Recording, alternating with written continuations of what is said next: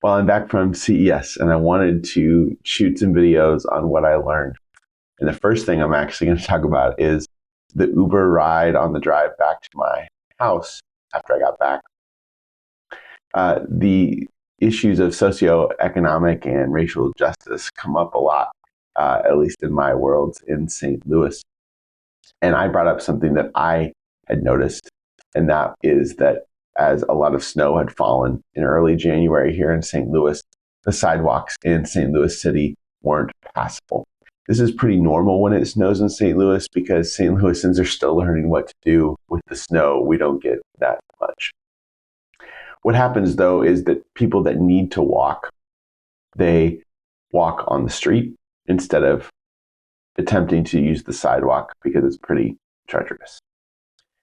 I don't know if this is much safer overall if I evaluate it from like a strictly objective point of view.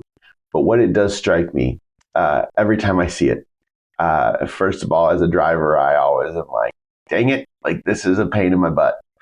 So I am human and I'm not trying to say that I react perfectly. But once I think about it for a second, where my brain always goes to is, golly, these folks are searching for dignity and it is not easy to come by. They're walking in a place that is very visible.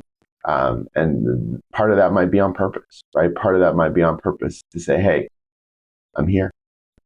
And what measure of dignity needs to be missing from their day-to-day lives for that to be something that is so top of mind for them? I think that's the question. And I think the question is, how are we approaching people and how are we starting interactions? How are we engaging our fellow humans with dignity first? It's easy to talk about a big picture. It's easy to talk about it at a high level. It's easy to sit here in my warm office and talk about it on a video. It's harder to do something practical, something that they are aware of that might be a support to them when I'm out on the street driving, right? Or when I am passing someone by and have the opportunity to choose to look them in the eye or just keep walking.